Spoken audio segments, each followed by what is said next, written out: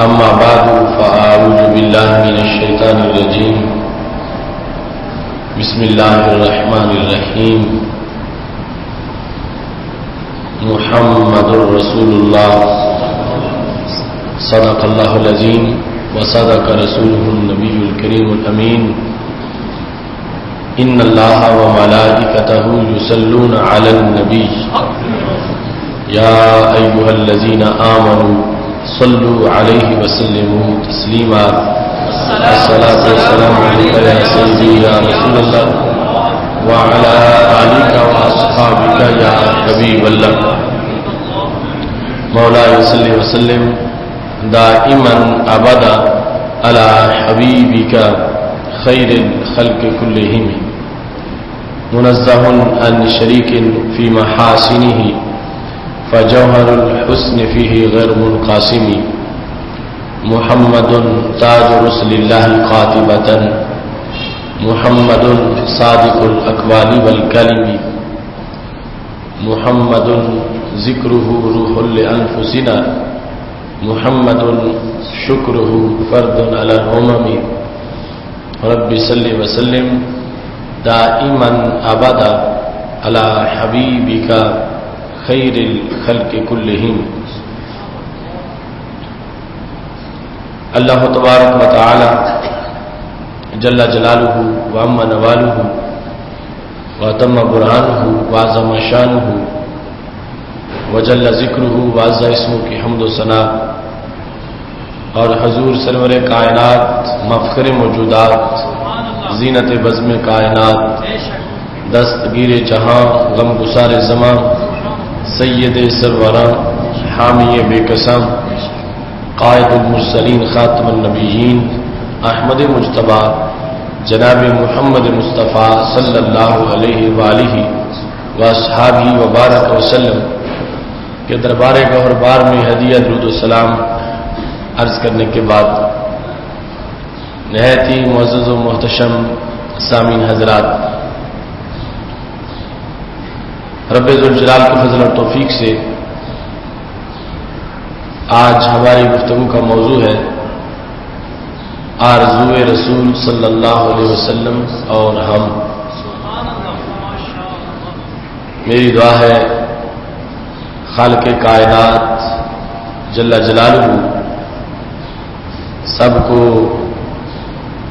سید المرسلین حضرت محمد مصطفیٰ صلی اللہ علیہ وسلم کا دیدار عطا فرمائے اور سب کو اس محبت کی مزید چاشنی اور مٹھاس عطا فرمائے.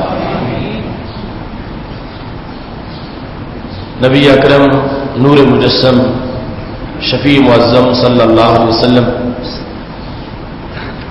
کی صحبت، آپ کی مجلس میں بیٹھنا، آپ کا دیدار کرنا اور آپ کی باتیں سننا صحابہ کرام علیہم رضوان کا بہت بڑا اثاثہ تھا. کچھ لوگوں کو یعنی صحابہ کرام علیہم رضوان کو جب اس ظاہری حیات میں اسلام کی خاطر دوری اختیار کرنا پڑی، یعنی مدینہ شریف سے دور رہے اور نبی اکرم صلی اللہ علیہ وسلم کی زیارت اور سرکار کی خدمت عالیہ میں حاضری کی جب کمی واقع ہوئی تو انہیں اس امر کا شدید احساس ہوا. حالانکہ انہیں پہلے بھی دیدار میسر تھا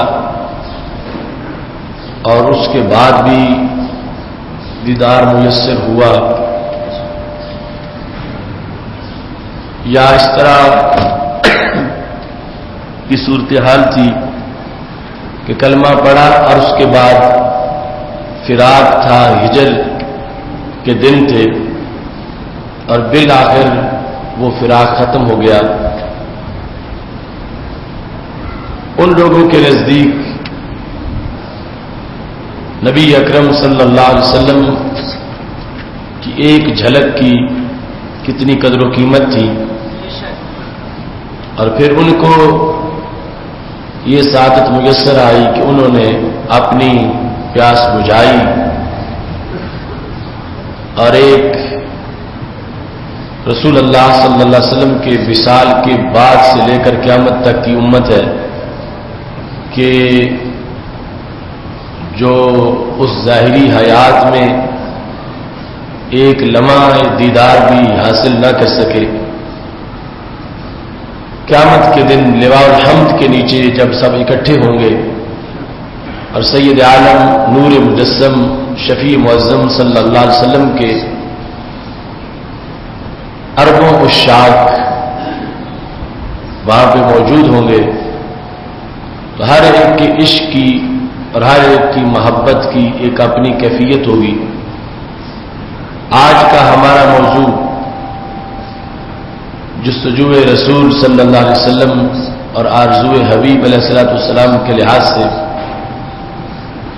جو اصحاب عشق کے مختلف درجات ہیں ان کے لحاظ سے ایک جائزہ سے متعلق ہے۔ میری دعا ہے رب ذوالجلال سب کو عشق رسول صلی اللہ علیہ وسلم کی مزید دولت عطا فرمائے اور سب کی تشنگی کو جلوہ محبوب صلی اللہ علیہ وسلم سے دور فرمائے۔ اس سلسلہ میں ایک حدیث شریف جو کہ بخاری شریف میں حدیث نمبر 4230 ہے، اس میں حضرت ابو موسیٰ اشعری رضی اللہ تعالی عنہ کی روایت سے یہ حدیث شریف موجود ہے اور بڑا عجیب و غریب اور دلچسپ اس کا مضمون ہے۔ حضرت ابو موسیٰ اشعری رضی اللہ تعالیٰ عنہ یمن سے تعلق رکھتے تھے اور یمن سے ہجرت کر کے مدینہ شریف آئے تھے، یعنی مدینہ شریف میں کچھ مہاجر تو وہ تھے جو مکہ شریف سے ہجرت کر کے گئے تھے، اور یہ اشعری لوگ جو ہیں یہ مدینہ شریف یمن سے ہجرت کر کے آئے تھے۔ انہوں نے جس وقت انہیں پتہ چلا رسول اللہ صلی اللہ علیہ وسلم کا شورا یمن میں پہنچا اور پھر یہ پتہ چلا کہ وہ مکہ شریف سے ہجرت کر کے مدینہ شریف آ گئے ہیں، ان لوگوں نے گھر چھوڑے اور مدینہ شریف آنے کا ارادہ کیا۔ یہ تقریباً 53 حضرات تھے، 53 جنہوں نے ہجرت کی مدینہ شریف کی طرف یمن سے۔ یہ بہت بڑی کشتی میں سوار ہوئے،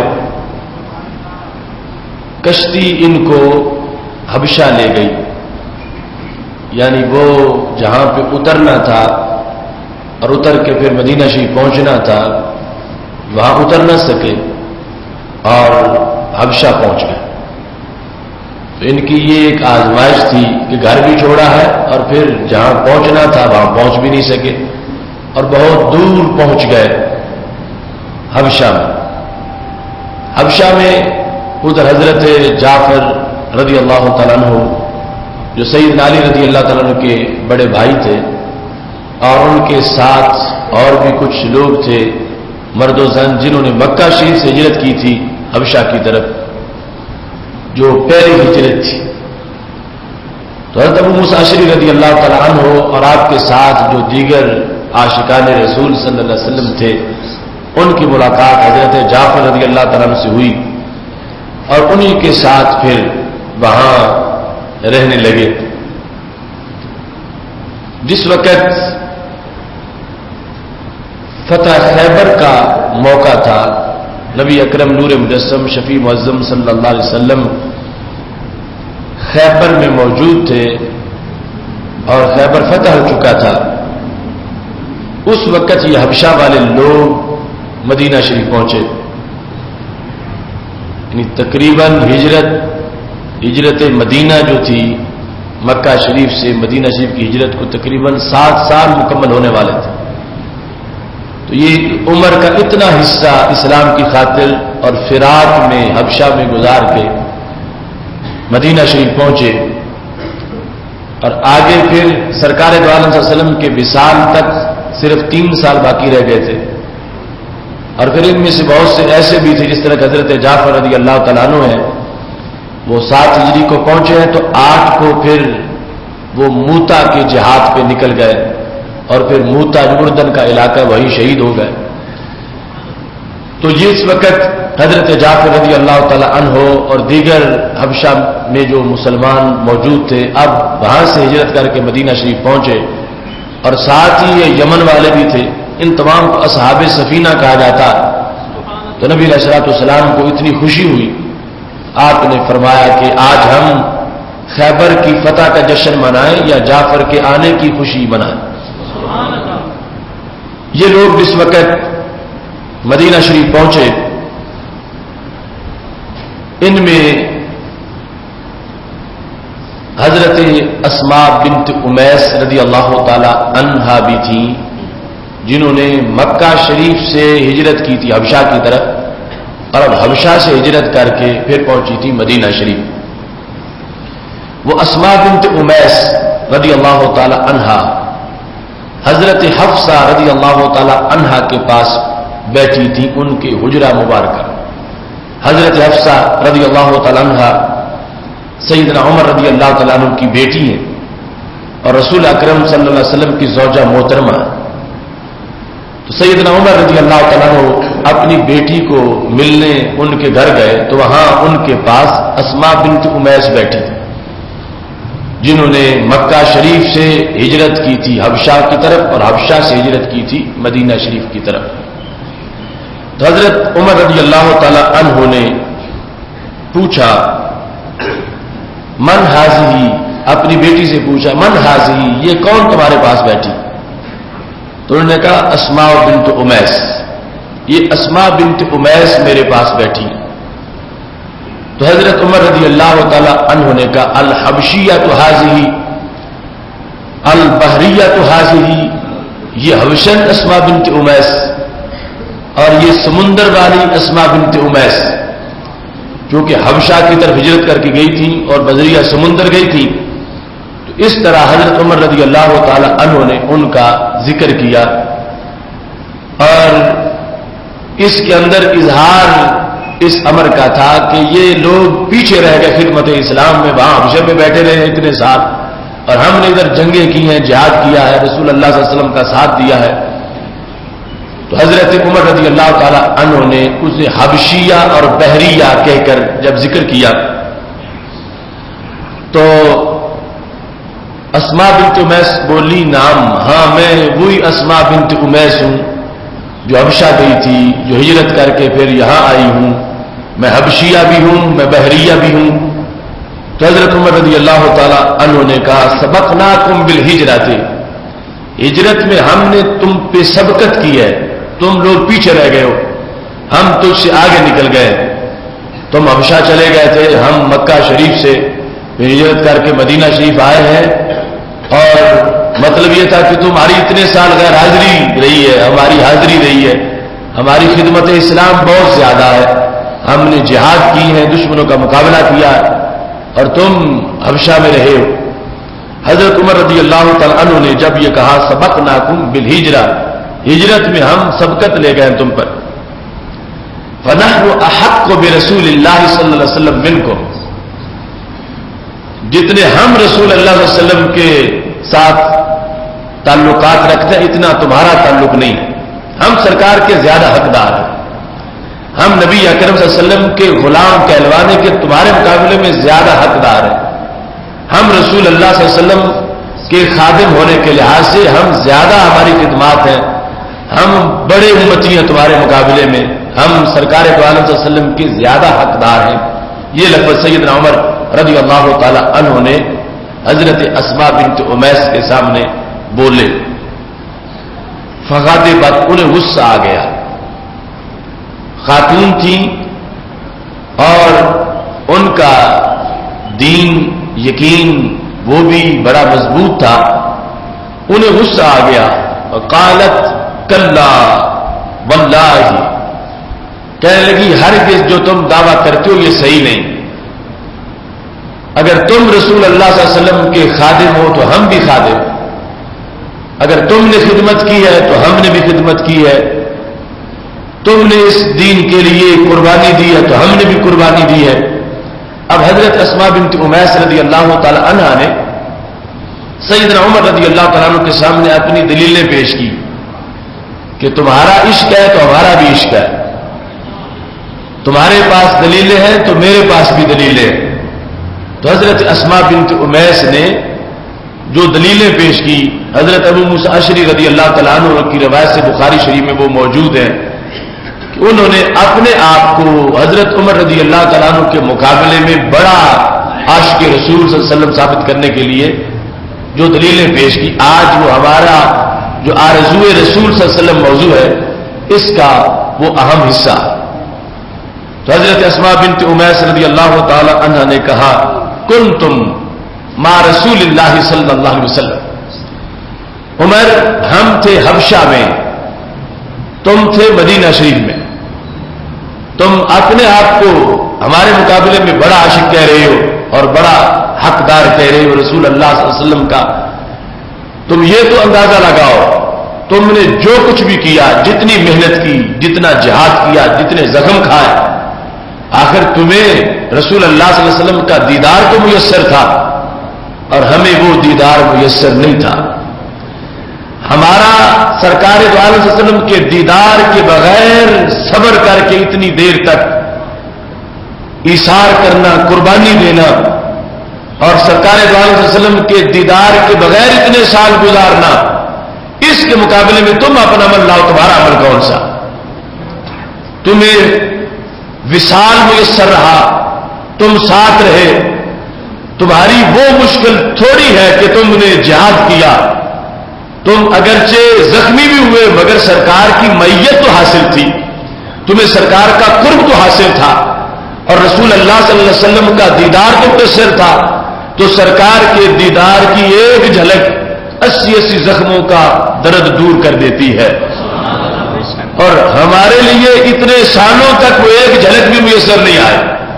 ہم نے اتنے سال ہجر کی دھوپ میں گزارے ہیں اور اتنے سال ہم نے دوری کے غم میں پگھل پگھل کے گزارے ہیں، وہ ہمارے دلوں پر کیا بیتی کہ ہم نے کلمہ پڑھا، ہم نے عشق کیا نبی علیہ السلام کے ساتھ، ہم پیار کرنے کے بعد ہمیں دوری کا سامنا کرنا پڑ گیا اور ہم دین کی خاطر دور رہے۔ ہم سے پوچھو کہ ایک ایک دن ہمارا کیسے گزرا، ایک ایک گھنٹہ ہمارا کیسے گزرا، ایک ایک منٹ ہمارا کیسے گزرا، راہ جہاد میں لگتے تیروں کے مقابلے میں ہمیں جو جدائی کے تیر ہر سیکنڈ لگتے رہے ہیں۔ عمر تم ان کا بھی کچھ خیال کرو، تم کہتے ہو ہم بڑے عاشق ہیں، میں کہتی ہوں ہم زیادہ عشق رکھنے والے ہیں، اس واسطے کہ ہم نے نبی اکرم نور مجسم شفیع معظم صلی اللہ علیہ وسلم کے پیار میں قائم رہ کے ہم نے کوئی بے وفائی نہیں کی، ہم نے دین نہیں بیچا، جو سرکار نے پڑھایا تھا اس پر قائم رہے ہیں اور اسی پر عمل کے خاطر ہم نے اپنے گھر چھوڑے تھے، اور ہم اتنے سال جدائی برداشت کر کے ہم نے گزارا کیا ہے۔ تو کہنے لگی تم تھے نبی علیہ السلام کے ساتھ اور تمہیں کیا میسر تھا؟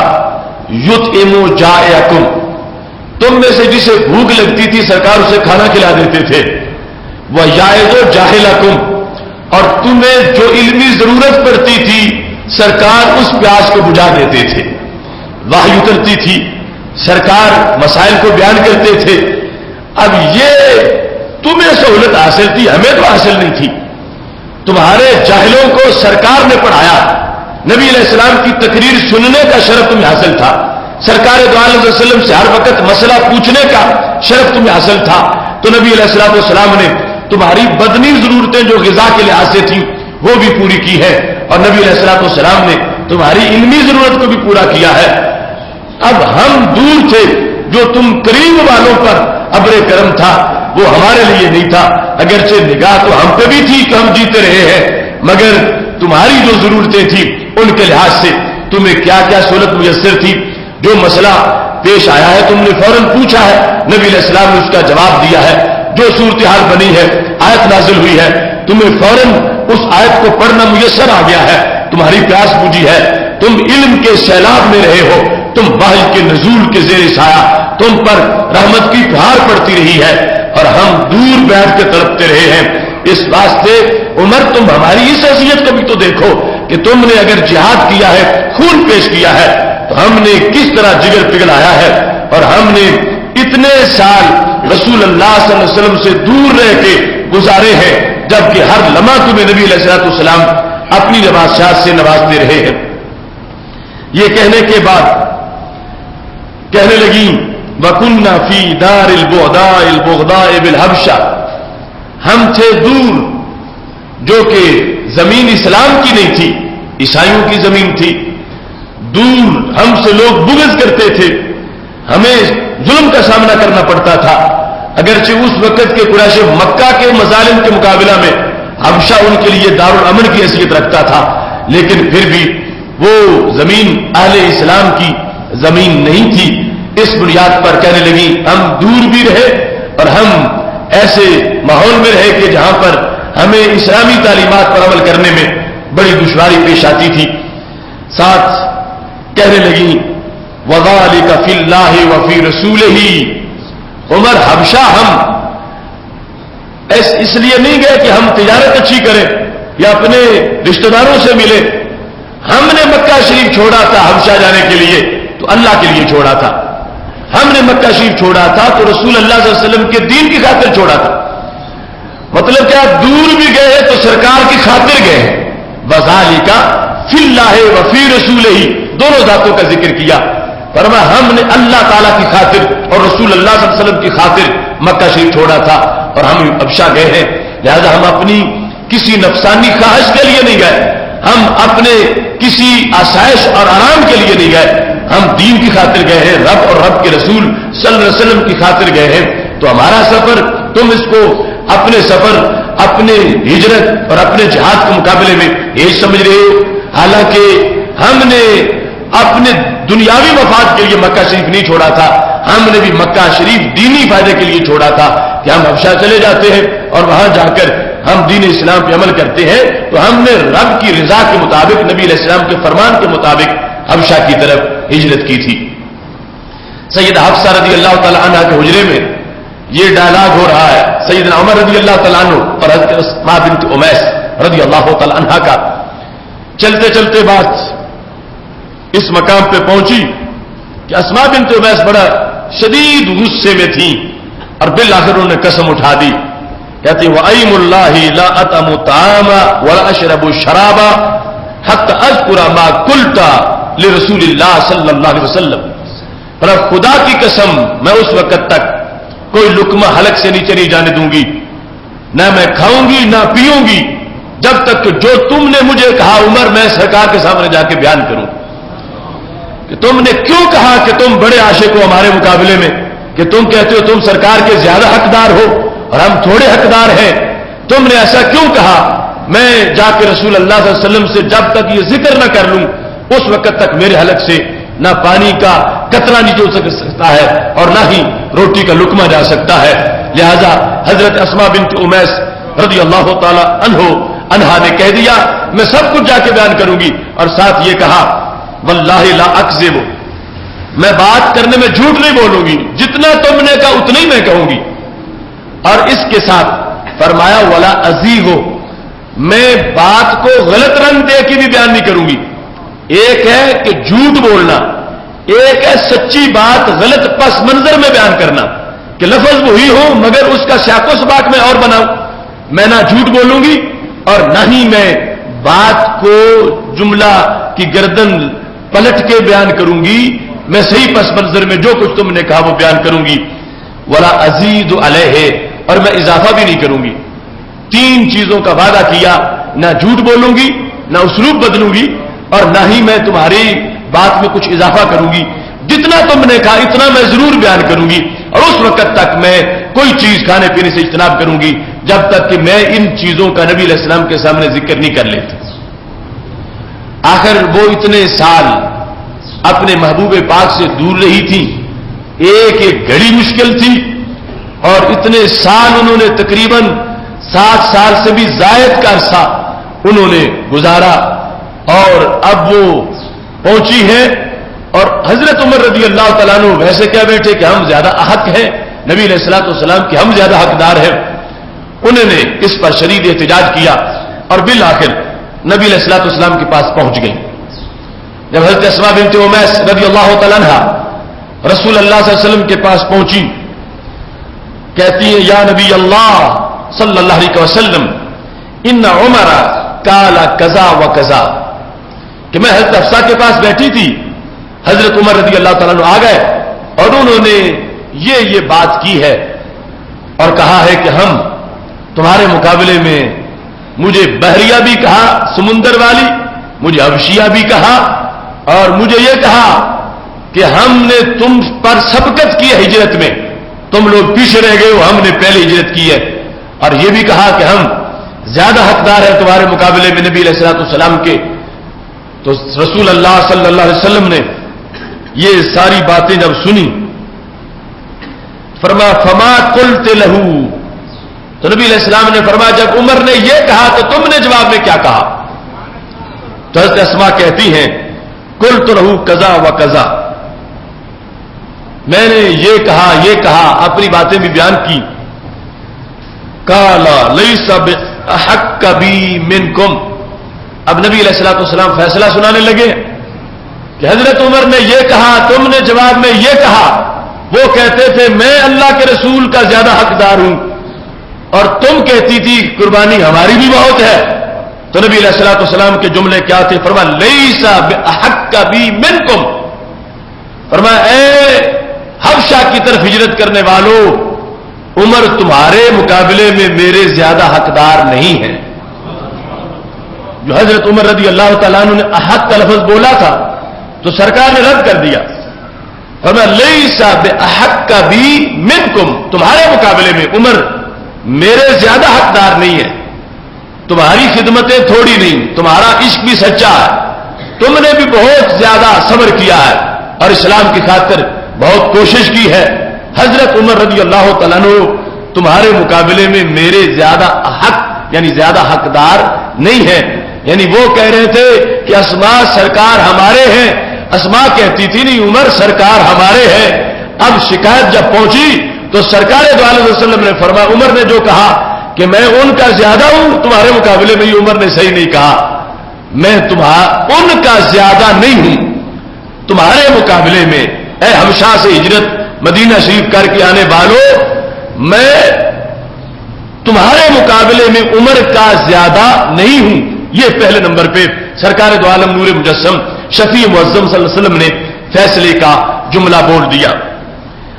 اور اس کے بعد مطلقاً اصحاب سفینہ جو گئے تھے یہاں سے مکہ شریف سے حبشہ اور یمن سے حبشہ اور پھر حبشہ سے مدینہ، ان کو جو حبشہ سے دونوں طرح کے مہاجر مکہ شریف سے حبشہ گئے تھے، یمن سے حبشہ گئے تھے اور حبشہ سے اب مدینہ شریف پہنچے ہیں، ان کو نبی علیہ الصلوۃ والسلام نے اصحاب سفینہ کہہ کے ان کا ذکر کیا. فرمایا نبی علیہ الصلوۃ والسلام نے وَلَهُ وَلِأَصْحَابِهِ هِجْرَةٌ وَاحِدَةٌ وَلَكُمْ أَنْتُمْ أَهْلَ السَّفِينَةِ هِجْرَتَانِ، بتا دو جا کے عمر کو کہ عمر اور ان کے اصحاب کی ایک ہجرت ہے اور کشتی والوں تمہاری دو ہجرتیں ہیں. وہ کہہ رہے تھے کہ ہم سبقت کر گئے ہجرت میں، تو نبی علیہ الصلوۃ والسلام نے فرمایا لہو وَلِأَصْحَابِهِ، حضرت عمر رضی اللہ تعالیٰ عنہ اور باقی جو مکہ شریف سے ہجرت کر کے آئے ہیں مدینہ شریف، ان سب کی ایک ہجرت ہے. وَلَكُمْ أَنْتُمْ أَهْلَ السَّفِينَةِ هِجْرَتَانِ، اور کشتی والوں تمہاری ایک ہجرت نہیں تمہاری تو دو ہجرتیں ہیں. تو نبی علیہ الصلوۃ والسلام نے اس موقع پر ہی ان کی عظمت فضیلت جو تھی حبشے سے جو مدینہ شریف پہنچ رہے تھے اپنے جملے کے اندر واضح فرما دی. اور ہجرتان کا، حالانکہ ہجرت کے بعد میں جو مقام حضرت عمر رضی اللہ تعالیٰ عنہ کا ہے وہ بھی منفرد مقام ہے. باقی سب نے چھپ کے ہجرت کی، انہوں نے اعلانیہ کی اور کعبے کے گرد کھڑے ہو کے انہوں نے کہا کہ جو اپنی بیوی کو بیوہ کروانا چاہتا ہے، اپنے بچوں کو یتیم کرانا چاہتا ہے، وہ باہر نکل کے عمر کا رستہ روک کے دکھائے. عمر اللہ کے رستے میں ہجرت کر رہا. یہ اعلان للکار کے ساتھ ہجرت حضرت عمر رضی اللہ تعالیٰ عنہ کی تھی، کیونکہ قریش مکہ چاہتے تھے کہ جتنے لوگوں کی ہم روک سکیں روکیں، تاکہ ایک تو یہ ہمارے پنجے میں رہے اور دوسرا ان کے ذریعے سے کل ہم مفادات حاصل کر سکتے ہیں مسلمانوں سے. ان کے لوگ ہماری قید میں ہوں گے. روکنا اور ڈرانا اور باز رکھنا ہجرت سے یہ مکہ کے مشرکوں کی پالیسی تھی. تو حضرت عمر رضی اللہ تعالیٰ عنہ نے اعلانیہ کہا میں نکل رہا ہوں, جس نے جو چاہتا ہے کہ اس کی بیوی بیوہ ہو جائے اور اس کے بچے یتیم ہو جائے وہ میرا رستہ روکے.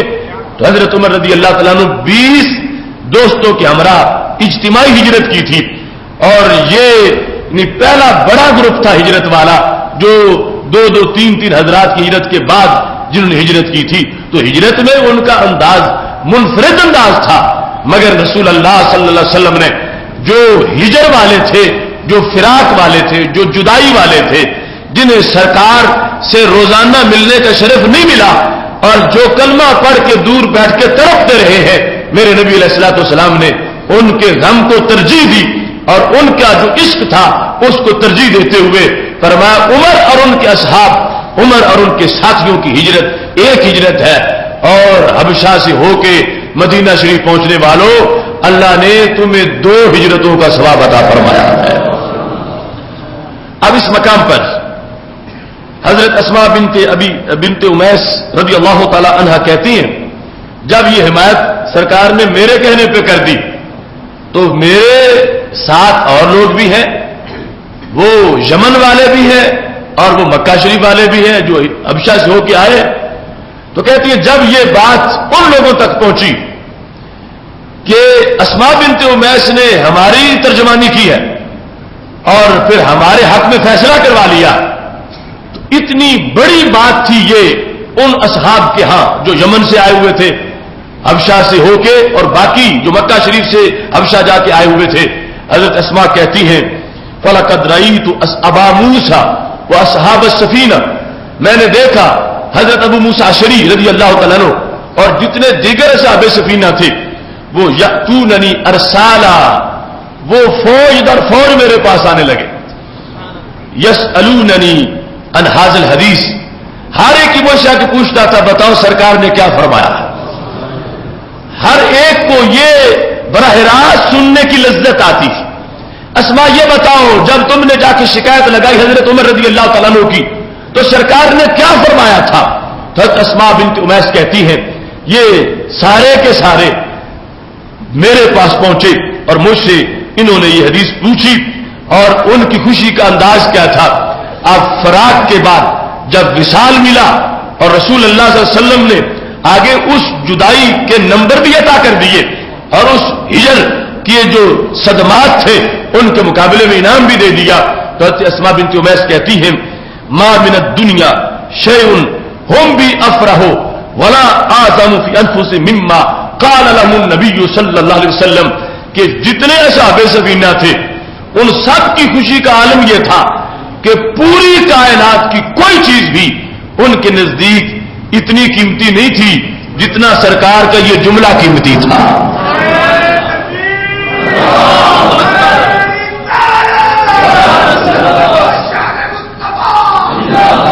اب دیکھو یعنی سرکار دو عالم صلی اللہ علیہ وسلم کسی کو یہ کہہ دے کہ میں تیرا ہوں اور میں فلاں کے مقابلے میں تیرا زیادہ ہوں, میں تو تیرا ہوں, یہ جملہ فرمایا تھا نا کہ عمر تم سے میرے زیادہ حقدار نہیں ہے, یہ نفی زیادہ حقدار ہونے کی تھی. تو اس کے آگے 2 مطلب نکل سکتے ہیں, یا تو برابر یا پھر تم زیادہ حقدار ہو, لیکن ادھر نفی صرف اس کی کہ وہ زیادہ حقدار نہیں ہے, اور آگے ہجرت کے لحاظ سے یہ وضاحت کر دی ان کی ہجرت سنگل ہے اور تمہاری ہجرت ڈبل ہے. یہ جملہ جو سرکار نے فرمایا تھا کہ میں تمہارا ہوں اور تمہاری ہجرت ڈبل ہے, اس کو سننے کے لیے بار بار اصحاب سفینہ آتے حضرت اسماء بنت امیس کے پاس. حضرت اسماء کہتی ہیں پوری کائنات کی یعنی حصر کے ساتھ بیان کیا, نہ دنیا کی حکومت نہ سونے چاندی کے پہاڑ, کوئی چیز بھی دنیا کی کوئی چیز بھی اصحاب سفینہ کے نزدیک سرکار کے اس جملے کی قیمت کی نہیں تھی. کوئی چیز بھی اتنی ویلیو والی ان کے نزدیک نہیں تھی جتنا ویلیو والا یہ جملہ تھا کہ اگرچہ ہم تڑپتے رہے سالوں تک ہمیں دیدار نہیں آیا. یمن والوں نے تو پہلی بار بھی نہیں دیکھا تھا اور مکہ شریف والے دیکھ کے پھر جا کے ہجر میں بیٹھے ہوئے تھے. تو اتنا قیمتی یہ جملہ سب کو لگا کہ ان کے نزدیک پوری کائنات میں کوئی چیز اتنی قیمتی نہیں تھی جتنا قیمتی سرکار کا یہ جملہ تھا کہ نبی علیہ الصلوۃ والسلام نے فرمایا تمہیں بحریہ اور حبشیہ کہہ کے کوئی مت ٹکرائے، تمہاری محبت میرے دربار میں معتبر ہے، منظور ہے، وہ تم سے زیادہ میری حقدار نہیں، اللہ نے تمہیں میری محبت کا وافر حصہ عطا فرمایا ہے۔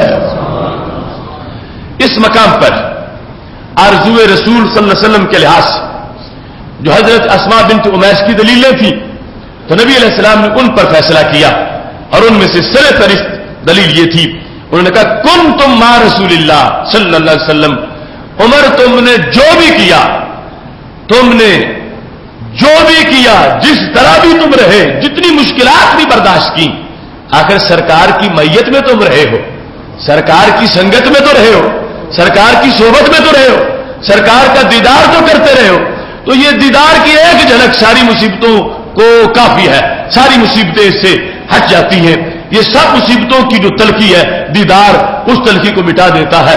یہ پہلی دلیل تھی حضرت اسماء بنت امیس رضی اللہ تعالیٰ عنہ کی، جو انہوں نے پھر سرکار کے سامنے بھی بیان کی، تو نبی علیہ الصلوۃ والسلام نے واضح طور پر جو ہجر فراق تھا ان لوگوں کا، اور آرزو رسول صلی اللہ علیہ وسلم میں جو سال انہوں نے فراق میں گزارے تھے، میرے نبی علیہ الصلوۃ والسلام نے اس پر ان کی حمایت کی اور فرمایا کہ رب ذوالجلال نے تمہیں 2 ہجرتوں کا ثواب عطا فرمایا ہے۔ کنتم مع رسول اللہ صلی اللہ علیہ وسلم، اس جملے کے لحاظ آج ہمارا موضوع ہے آرزو رسول صلی اللہ علیہ وسلم، ان کی اور آج ہماری۔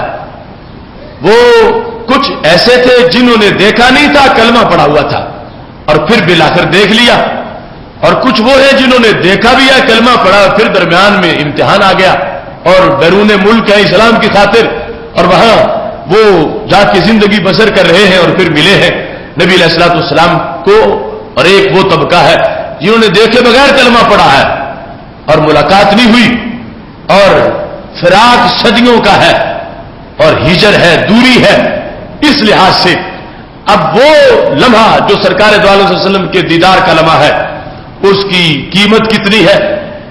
ایک تو حضرت اسماء کی ان دلیلوں میں آ گیا کنتم مع رسول اللہ صلی اللہ علیہ وسلم۔ ایک دوسری دلیل عرض کرتے ہوئے اپنی گفتگو کو آگے بڑھاؤں گا، وہ بھی بخاری شریف میں حدیث شریف ہے جس میں حضرت کعب بن مالک رضی اللہ تعالیٰ عنہ کا تذکرہ موجود ہے، حدیث نمبر 4418۔ حضرت کعب بن مالک رضی اللہ تعالیٰ عنہ ان صحابہ میں سے ہیں جو جنگ تبوک میں نہیں جا سکے تھے اور معذور بھی نہیں تھے، جو جنگ تبوک میں معذوری کی بنیاد پر نہیں گئے تھے۔ جنگ تبوک میں نہ جانے والے لوگوں کی 3 قسمیں تھیں، کلمہ کو ہونے کے باوجود جو نہ گئے تو 3 طرح کے تھے۔ ایک جماعت تھی منافقوں کی، ان کی تو حیثیت ہی جدا ہے، ان کے لیے انہوں نے جو جھوٹ بولا سرکار نے سمجھا ہوا ہے، فیصلہ یہ تھا کہ یہ تقویٰ کلاس کے اسٹوڈنٹ ہی نہیں ہے، لہذا انہیں چھوڑو جو کہتے ہیں۔ پیچھے 2 ہیں، ایک وہ ہے دونوں طبقے ہیں صحیح ایمان والے، لیکن آگے پوزیشنیں 2 طرح کی ہیں، کچھ صحت مند ہیں نہیں گئے اور کچھ بیمار ہیں نہیں گئے۔ جو بیمار تھے اور تبوک میں نہیں گئے، تبوک کی جنگ بڑی شدید جنگ تھی، دور جا کے لڑنی تھی، گرمی کا موسم تھا، تو جو بیماری کی وجہ سے نہیں گئے، معذور تھے، تیار تھے مگر جانے کی سکت نہیں تھی، بیماری تھی، ان کا رزلٹ نبی علیہ السلام نے تبوک میں ہی بیان کر دیا۔ فرمایا ان بالمدینہ قوما، مدینہ شریف میں کچھ لوگ ایسے ہیں کہ رب نے ان کو گھر بیٹھے تبوک کے غازیوں کا ثواب دے دیا ہے۔ شارکون وہم بالمدینہ تھے، ہے مدینہ شریف میں مگر ہے ہمارے ساتھ، شریک ہمارے ساتھ ہیں گھر، شارکون ہمارے ساتھ شریک ہیں، وہم بالمدینہ تھے، حالانکہ مدینہ شریف میں۔ تو صحابہ کرام علیہ رضوان نے پوچھا کیف وہم بالمدینہ، انکار نہیں کیا، تعجب تھا کہ ایک ہم ہیں، سفر برداشت کیا، مشقت برداشت کی، پیاس برداشت کی، بھوک، پھر کافروں کو مارا، پھر ہم زخمی ہوئے، پھر ہمیں اجر ملا، اور ایک وہ ہے کہ ان کو گھر بیٹھے مل گیا، ملا ضرور ہے لیکن محبوب کیسے مل گیا؟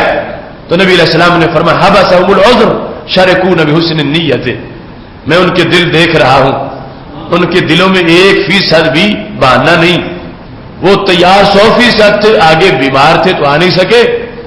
شارکون بحسن نیت، چونکہ دل ان کے ہمارے ساتھ تھے تو رب ذوالجلال نے ان کی نیت پر ہی ان کو کوٹا غازیوں والا دے دیا ہے.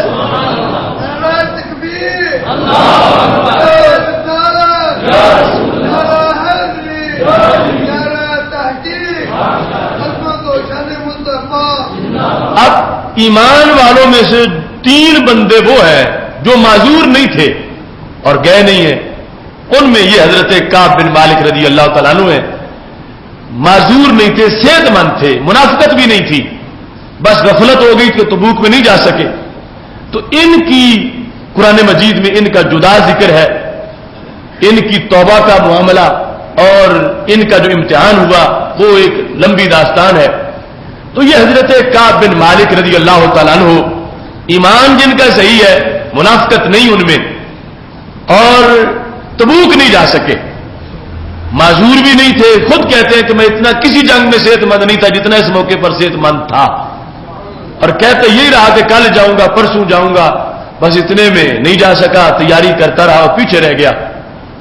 اس موقع پر جس وقت سرکار دو عالم نور مجسم شفیع معظم صلی اللہ علیہ وسلم واپس تشریف لائے، اب جو منافق تھے انہوں نے تو جا کے جھوٹ کہہ دیا. کسی نے کہا یہ بہانہ تھا، وہ بہانہ تھا، اور چونکہ وہ ویسے ہی ڈوبے ہوئے تھے ان کے بارے میں کوئی مسئلہ ہی نہیں تھا. مسئلہ تو تھا ایمان والوں کا، جو معذور تھے وہ ویسے معذور تھے. تو حضرت کعب بن مالک جو ہے یہ کہتے ہیں میں نے بڑا سوچا کہ میں بھی جھوٹ بول لوں، لیکن پھر میں نے فیصلہ کیا کہ جھوٹ بولوں گا تو میرا جھوٹ پکڑا جائے گا، تو سرکار کو تو پتہ چل جائے گا. وہ منافق تھے، ان کی بات جدا ہے. کہتے ہیں بالآخر میں نے فیصلہ کر لیا کہ بولنا سچ ہی ہے.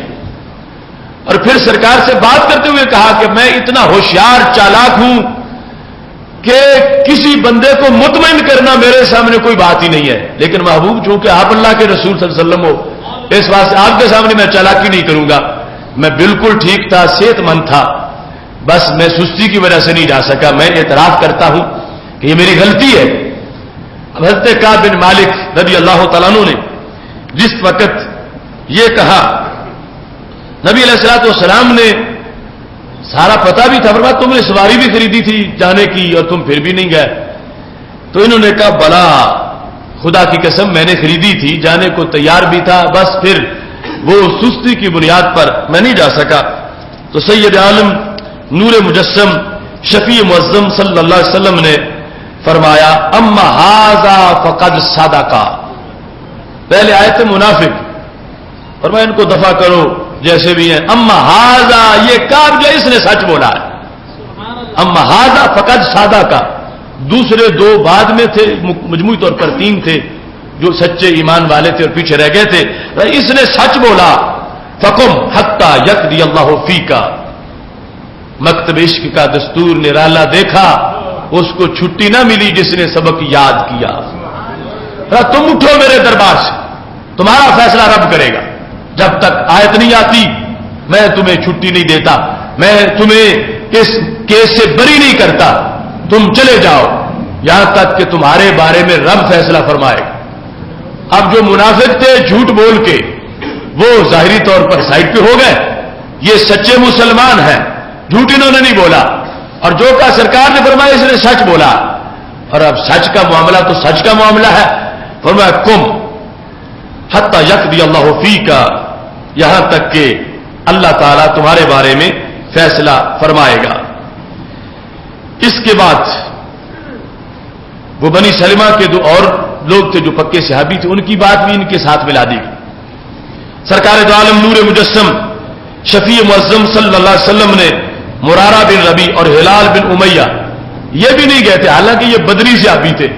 اور بدر والوں کے بارے میں سرکار نے فرمایا ہے کہ رب نے ان کو جھانک کے دیکھا اور فرمایا تم جو کرتے رہو، اب تمہیں کوئی عمل جہنم میں نہیں لے جائے گا. تو یہ 3 صحابی ان کا معاملہ لٹک گیا. منافق جو تھے وہ ویسے منافق تھے، انہیں کہا ہی کچھ نہیں گیا، اور جو معذور تھے ان کے اجر کو بیان کر دیا گیا، اور جو گئے ہوئے تھے وہ ویسے غازی بن کے آ گئے.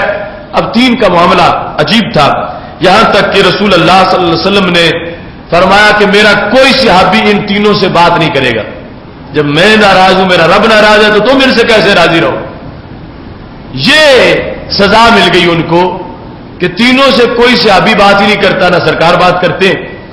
نبی اکرم نور مجسم شفیع معظم صلی اللہ علیہ وسلم نے جب پابندی لگائی تو حضرت کعب بن مالک کہتے ہیں اس پابندی کی وجہ سے صورتحال ایسی بن گئی کہ اجتنب الناس، لوگوں نے ہم سے اجتناب کیا، کوئی صحابی بھی ہم سے نہیں بات کرتا۔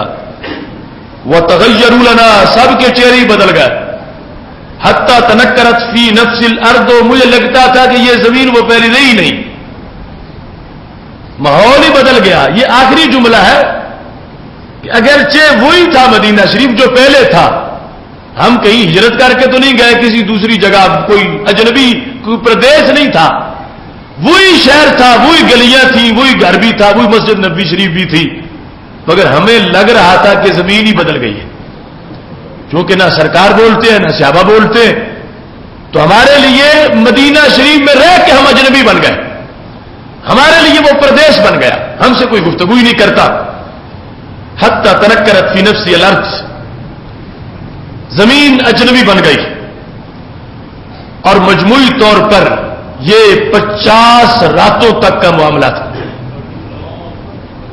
40 راتیں گزر چکی تھیں۔ صورتحال ایسی تھی، کہتے ہیں کہ میں جب نبی علیہ السلام کے پاس آتا تو سرکار کو میں آ کے سلام کہتا، فأسلم علیہ، سلام کہتا، وهو فی مجلسہ بعد الصلاۃ، نبی علیہ السلام جماعت کرا کے بیٹھے ہوتے تھے تو میں آ کے سلام کہتا۔ تو سلام کہنے سے میرا مقصد یہ ہوتا تھا پتہ کروں کہ کچھ راضی ہوئے ہیں یا نہیں ہوئے۔ فأقول فی نفسی، سلام کہہ کے میں دل میں کہتا تھا، حل حرک شفتیہ برد السلام، کیا سرکار کے ہونٹ ہلے ہیں یا نہیں ہلے؟ آواز آنا تو دور کی بات تھی، میں ہونٹ دیکھتا تھا کہ سرکار کے ہونٹ ہلے ہیں یا نہیں ہلے، آپ نے میرے سلام کا جواب دیا ہے یا نہیں دیا، تو میں یہ دیکھتا تھا۔ کہتے ہیں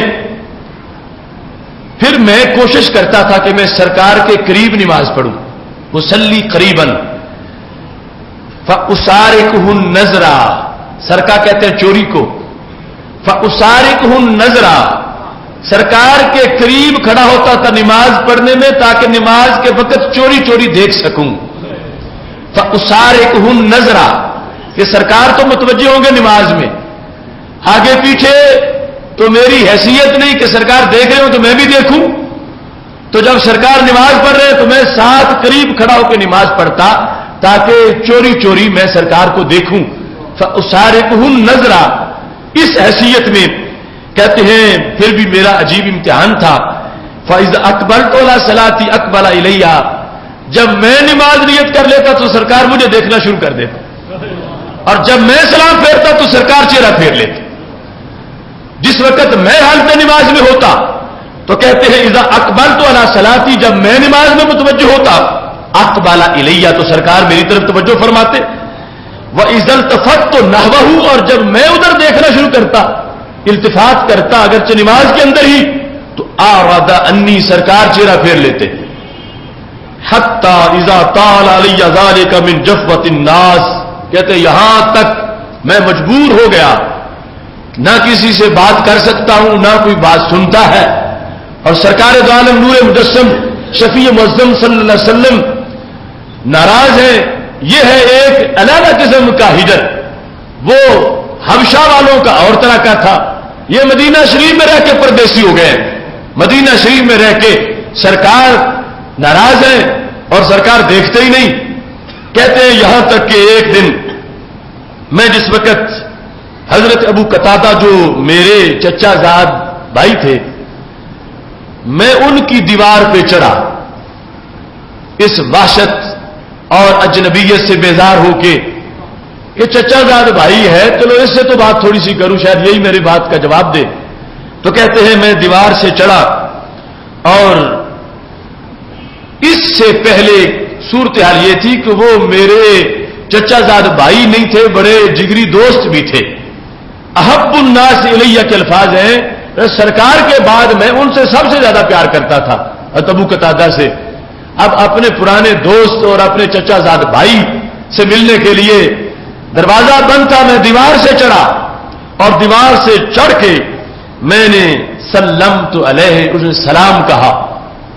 تو کہتے ہیں جب میں نے سلام کہا تو پھر بھی میرے لیے زمین تنگ تھی. فواللہ ما رد علی السلام، انہوں نے میرے سلام کا جواب ہی نہیں دیا. انہوں نے دیکھے کہ یہ کون ہے. میں زور زور سے سلام کہتا ہوں، وہ آگے تکتے ہی نہیں میری طرف. یہ ہے سرکار کی محبت کا اثر کہ جس سے محبوب ناراض ہو جائے تو محب اس سے کیسے راضی ہوں. اب اگرچہ اپنا گھر ہے، جدا ہے، سرکار وہاں بظاہر موجود نہیں ہے، لیکن پابندی سب نے اتنی کی ہوئی ہے کہ ہم نے نہیں بولنا، جب تک سرکار نہیں بولیں گے ہم بھی نہیں بولیں گے. تو حضرت کعب بن مالک رضی اللہ تعالیٰ عنہ کہتے ہیں میں حیران ہو گیا کہ کم از کم میرے سلام کا جواب ہی دے دیتے، منہ دوسری طرف کر کے تو کہہ دیتے وعلیکم السلام یا علیکم السلام. تو کہتے ہیں میں بہت اس میں غمگین ہوا، یہاں تک کہ میں نے کہا انشدو کا باللہ یا ابا قتادہ، ابو قتادہ میں تجھے رب کی قسم دے کے کہتا ہوں، حل تعلمنی احب اللہ ورسولہ، تجھے پتہ نہیں ہے کہ میں منافق نہیں ہوں، میں پکا مومن ہوں. تم مجھے اپنے دل کی بات بتاؤ، میں تمہیں رب کی قسم دے کے کہتا ہوں. تمہیں یہ تو میرے بارے میں پتا ہے نا میں منافق نہیں ہوں، میں مومن پکا ہوں. چلو تیرے سلام کا تم جواب نہیں دیتے، مگر تمہیں میرے بارے میں یہ پتا ہے کہ میں منافق ٹولے سے ہوتا تو منافقوں جیسا میں جواب دیتا. جنگ نہ جانے کی غلطی میں نے کی ہے، جہاد میں نہیں گیا، مگر میں مومن تو پکا ہوں. تم جانتے نہیں ہو کہ احب اللہ و رسولہ، میں رب سے بھی پیار کرتا ہوں، میں رب کے رسول صلی اللہ علیہ وسلم سے بھی پیار کرتا ہوں. دونوں محبتوں کا حوالہ دے کر حضرت کعب نے ابو قتادہ سے گواہی لینا چاہی. اب سختی اتنی تھی ماحول کے اندر کہ جب انہوں نے یہ پوچھا فسکتا، وہ پھر بھی نہیں بولے کہ کہتے ٹھیک مسلمان تو تو ہے مگر میں تیرے سلام کا نہیں جواب دوں گا، سرکار نے روکا ہوا ہے. یہ کہتے رب کی قسم دے کے کہتا ہوں، تجھے رب کے نام کا صدقہ، رب کی قسم ہے، تم بتاؤ کہ کیا میں پکا مومن نہیں ہوں، میں اللہ رسول صلی اللہ علیہ وسلم سے محبت نہیں کرتا.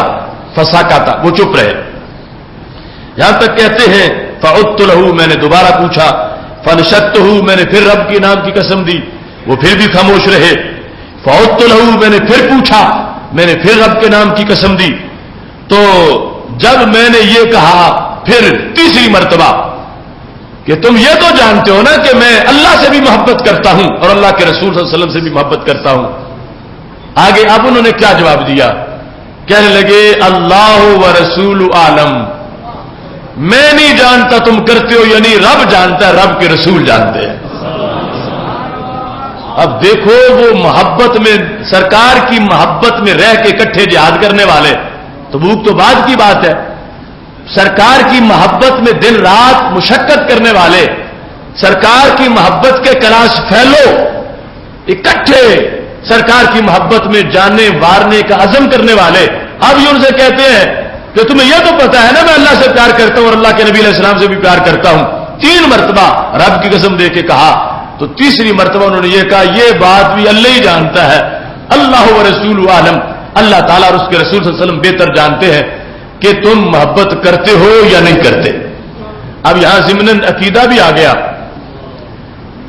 آج کچھ لوگوں کو جو بد ہضمی ہوئی مسئلہ توحید میں، تو یہ بن باز جو نجد کا مفتی ہوا ہے اس نے یہاں تک لکھ دیا کہ ایسا کوئی معاملہ آ جائے نا تو صرف یہ کہا کرو اللہ عالم، اللہ عالم کہو، ساتھ رسول نہ کہو، ورنہ توحید میں فرق آ جائے گا. اتنا بغض ہے. یہ فتح الباری شرح بخاری پر چند جگہ اس نے حاشیہ لکھا، وہاں اس نے لکھا کہ صرف اتنا کہو ایسے معاملات میں تم سے جب کوئی پوچھے، یعنی بعد والی امت کے لحاظ سے کہہ رہا ہے تم سے جب کوئی پوچھے یہ کیسے ہے تو یہ کہ اللہ عالم کہو. لیکن اب صحابی سے پوچھا، صحابی نے حضرت ابو قتادہ سے پوچھا حضرت کعب نے، تو ابو قتادہ کیا کہتے اللہ و رسول عالم، تیرے دل کا معاملہ کہ تم محبت کرتے ہو یا نہیں کرتے یہ رب جانتا ہے یا رب کے نبی علیہ السلام جانتے ہیں؟ اس سے پتہ چلتا ہے نا کہ ان لوگوں نے ایسا کوئی توحید کا نظریہ بنایا جس سے یہ تو صحابہ کو بھی سائڈ پہ کرنا چاہتے ہیں. اب صحابہ کی توحید میں نظریہ توحید میں فرق نہیں آتا کہ وہ کسی کے مسئلے پر کہہ دے جو تیرا معاملہ ہے اس کو بہتر رب جانتا ہے، رب کے نبی علیہ السلام جانتے ہیں. صحابہ دونوں کا نام لے اور بخاری شریف میں موجود ہے اور یہ توحید قرار پائے.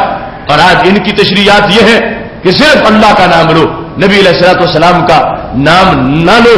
حالانکہ یہ بات جو وہاں ہو رہی تھی تو غائبانہ ہو رہی تھی.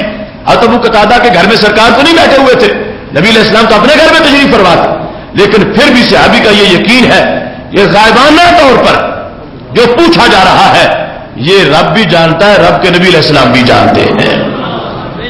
اب اس معاملے میں جس وقت یہ جواب ملا حضرت کعب بن مالک رضی اللہ تعالیٰ عنہ کو تو کہتے ہیں ففاضت عینایا، میری دونوں آنکھوں میں آنسو آ گئے. یہ عجیب مسئلہ ہے، میرے ساتھ رہنے والے وہ بھی مجھے نہیں مان رہے اور جواب ہی نہیں دیتے سلام کا، اور جو میری وفائیں ہیں میں پکا مومن ہوں، میری محبت سچی ہے، اور اس پر بھی وہ کہتے ہیں بس رب جانے، رب کے نبی علیہ السلام جانے، ہم تو تمہاری کوئی گواہی نہیں دے سکتے. دونوں آنکھوں میں آنسو آ گئے. وَتَوَلَّيْتُ، کہتے میں واپس لوٹا. وَتَصَوَّرْتُ الْجِدَارَ، دیوار پہ چڑھا اور پھر اپنے گھر میں داخل ہو گیا. یہ ایک جدا قسم کا ہجر تھا، فراق ہے. ماحول وہی تھا لیکن اب بدل گیا. لوگ وہی ہیں، کوئی صدیاں دو صدیاں نہیں گزری کہ نئی نسل آ گئی ہو، بندے وہی ہیں سارے، لیکن بالکل ان کے لیے اجنبیت کا معاملہ بن چکا تھا.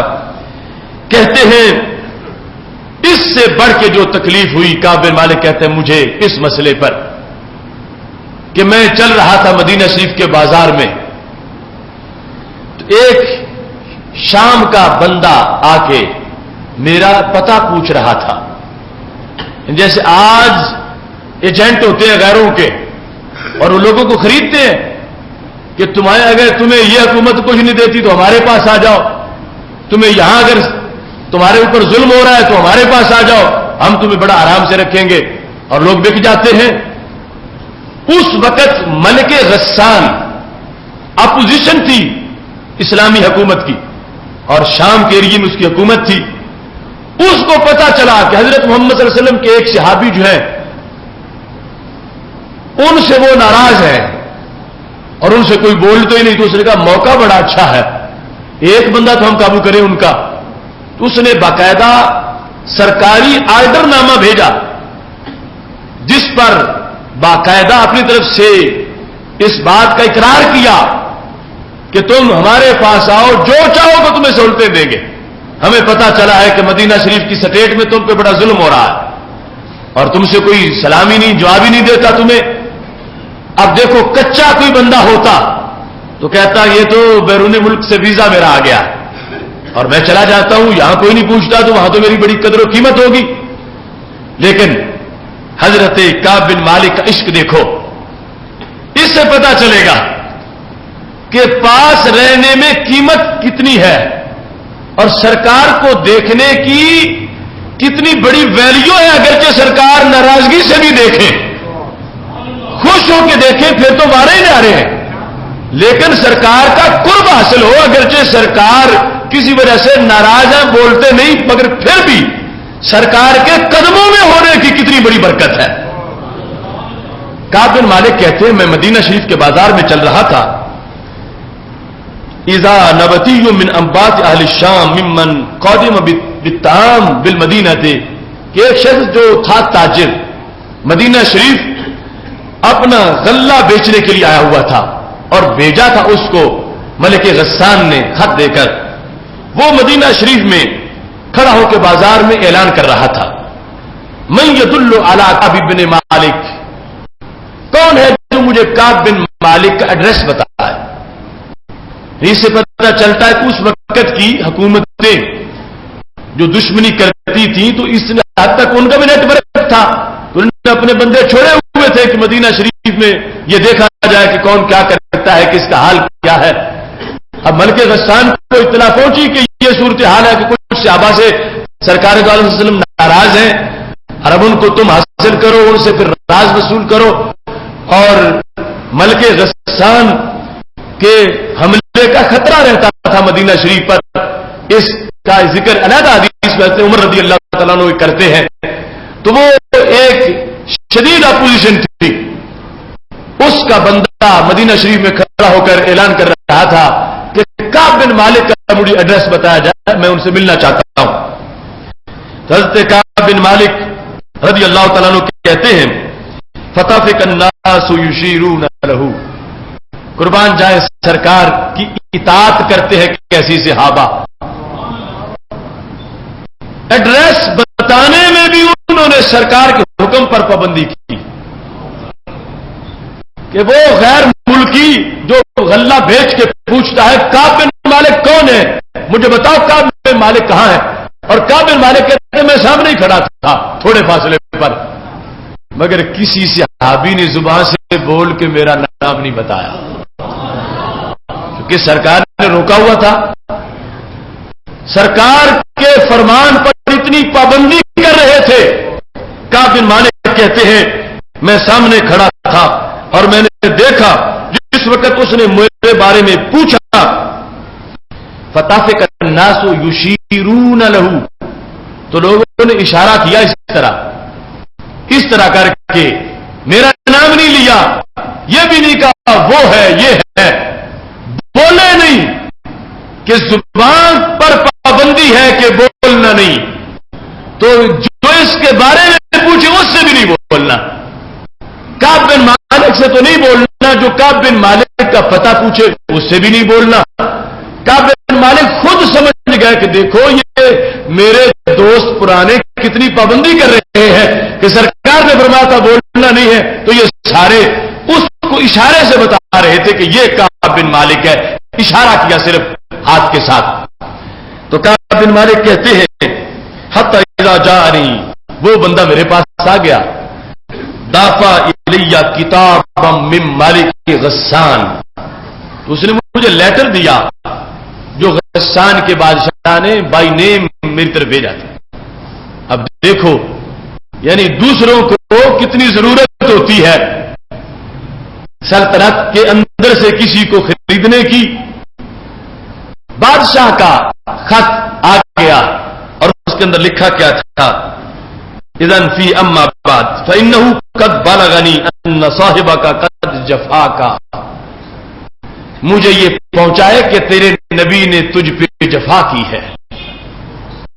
بلغنی ان صاحبک قد جفاک, وہ تجھ پہ ظلم کر رہے ہیں بڑا اور وفا تجھ سے نہیں کر رہے, یہ مجھے پہنچا ہے. تو جس طرح آج معاذ اللہ منحوس امریکہ لوگوں کو خراب کرتا ہے کہ تم سے یہ زیادتی ہو رہی ہے وہ زیادتی ہو رہی ہے, لوگوں کو حکومتوں کے خلاف اکساتا ہے, اگر کہیں صحیح ہو بھی تو اس نے کہا کہ تمہارے صاحب حضرت محمد مصطفیٰ صلی اللہ علیہ وسلم نے تجھ پہ تیرے ساتھ جفا کی ہے, تم تو بڑے خدمتگار تھے اور تمہیں یہی صلہ ملا ہے کہ تم سے کوئی بولتے ہی نہیں ہے, تجھ سے جفا کی جا رہی ہے مدینہ شریف میں.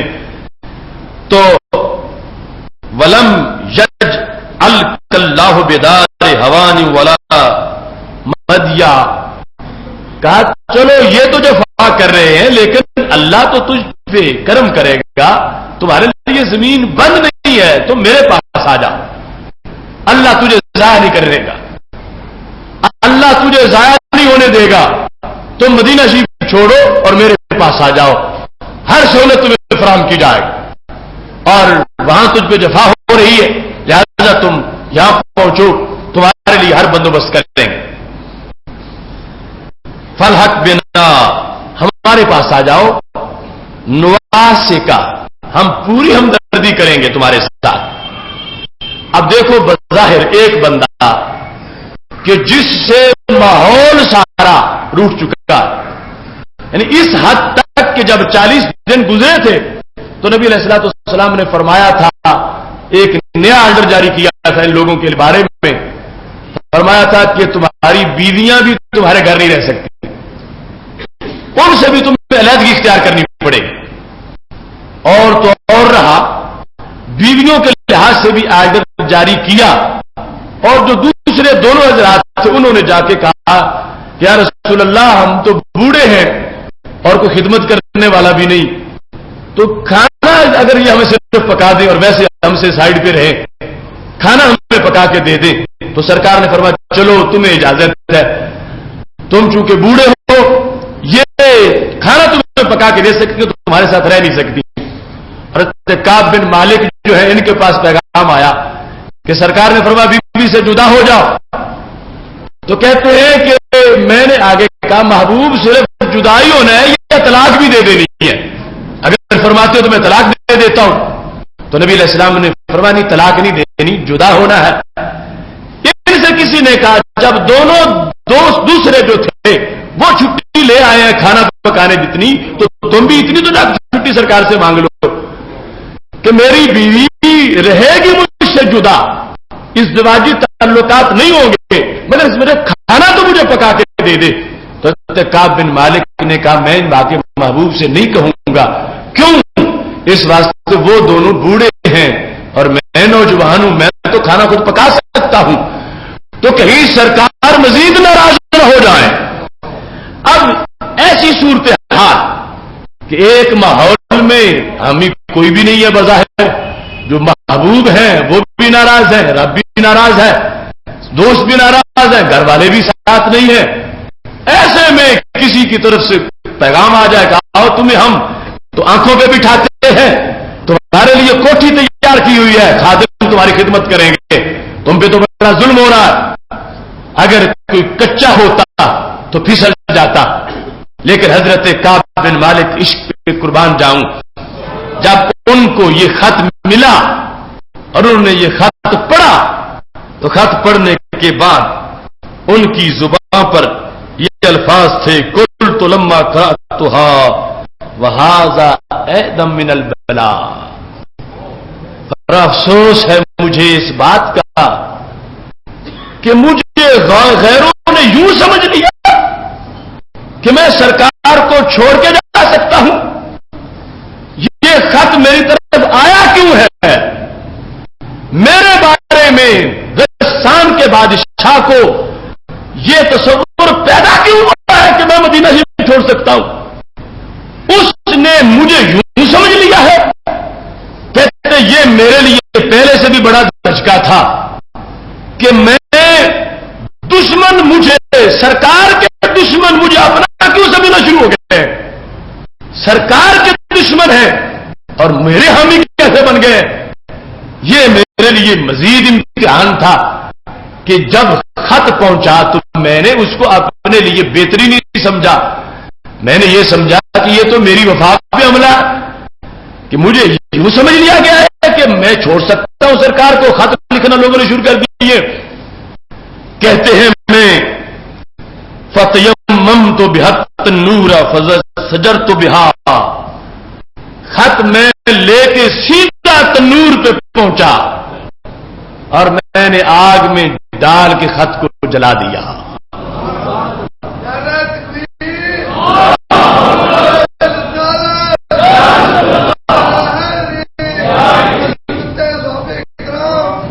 اب دیکھو یعنی مشکل ترین وقت اور پھر یہ تو کچھ سوچنے کے چانس.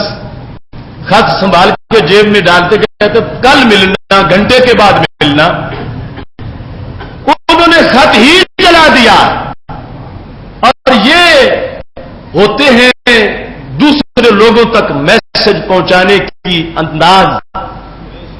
حضرت نجاشی کے پاس میرے نبی علیہ السلام کا خط پہنچا تھا تو تخت سے اٹھ کے کھڑے ہو گئے تھے، چوم کی آنکھوں پہ رکھا تھا اور خط کے ادب میں تخت سے نیچے اتر کے زمین پہ بیٹھ گئے تھے. تو میسج پہنچا اس سے کہ وہ کتنے عاشق ہیں. اللہ نے نور ایمان ان کو عطا فرما دیا.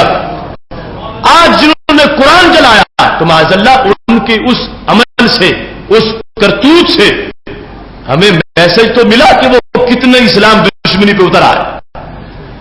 تو جب انہوں نے خط جلایا ملک غسان کا اور اس کا کیسٹ دیکھ رہا تھا تو اس نے جا کے بتایا سیاد شاد ماں ہے مگر یہ تو دیکھ لے میں گیا کہ سایہ تہ دام آ گیا.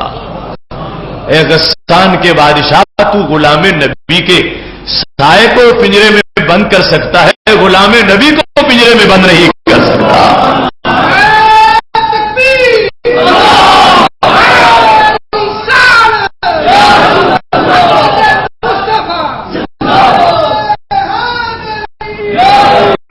یعنی اس کے خط کو فوراً آگ میں ڈال کے حضرت کعب نے کہا، تیرے مہر نالوں انہاں دا کار چنگا جنہاں ڈب دیاں بیڑیاں تاریاں نے، کہ تو جن محبتوں کے مجھے دلاسے دے رہا ہے اور سہولتوں کی آفر کر رہا ہے، تیری طرف سے میرے لیے کوٹھیاں ہوں، تیری طرف سے میرے لیے آرائش ہو، اور تو مجھے آنکھوں پہ بٹھائے، اس کے مقابلے میں محبوب کے سامنے مجھے اس عالم میں پھرنا اچھا لگتا ہے. میں سرکار کے دیکھنے کی جو مجھے صلاحیت یہاں میسر ہے، کوئی بھی نہ بولے مگر سرکار کو دیکھ تو لیتا ہوں.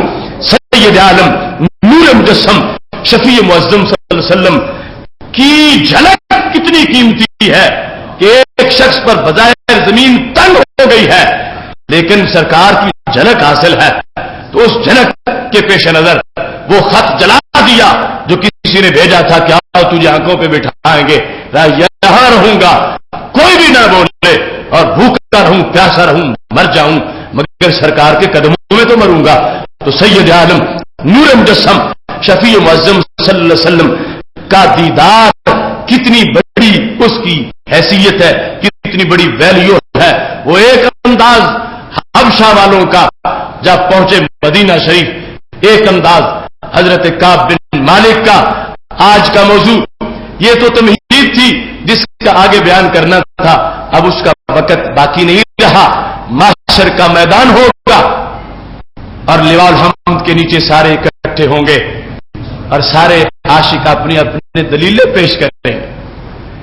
وہ حبشہ والے بھی دلیلیں پیش کریں گے، محبوب کلمہ ہم نے پڑھا اور زندگی ہماری گزر گئی دیدار کے بغیر، اور دلیلیں حضرت کعب بن مالک بھی پیش کریں گے، تو دلیلیں ہم بھی اپنی پیش کریں گے.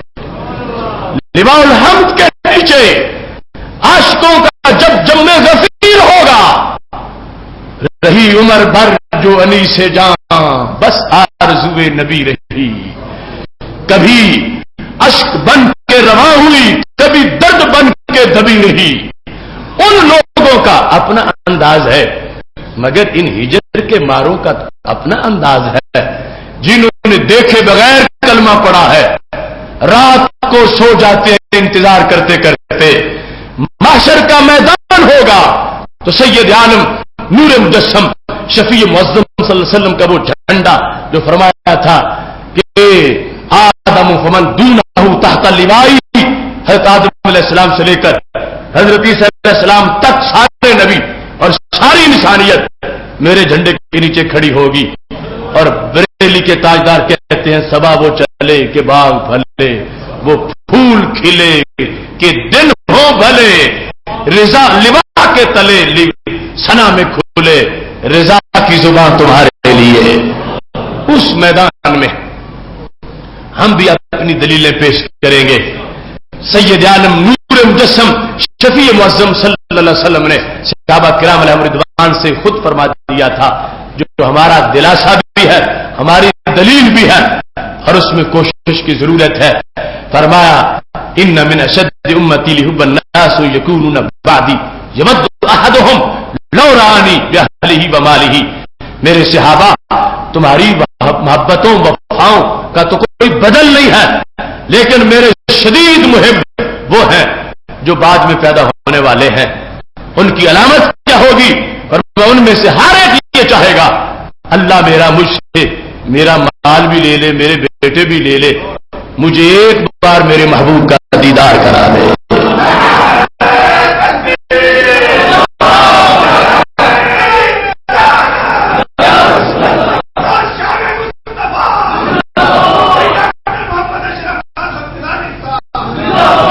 سید عالم نور مجسم شفیع معظم صلی اللہ علیہ وسلم نے آرزو رسول رکھنے والوں کو دلاسا دے دیا. ہم صحابہ کرام علیہم رضوان کے قدموں کی خاک جیسے بھی نہیں ہے، لیکن ہماری یہ حیثیت ہے کہ ہم نے دیکھے بغیر مانا ہے، اور ہم نے رسول اللہ صلی اللہ علیہ وسلم سے ملاقات کیے بغیر اللہ کو بھی دیکھے بغیر مانا ہے، اور اللہ کے رسول علیہ السلام کو بھی دیکھے بغیر مانا ہے. اور سرکار نے اس ماننے کو اتنا اپریشیٹ کیا تھا. صحابہ میرے بڑے پکے محب بعد میں پیدا ہونے والے ہیں، ان کی نشانی کیا ہوگی؟ ہر ایک یہ چاہے گا اللہ سب کچھ میرا لے لے اور مجھے میرے محبوب کا دیدار کرا دے.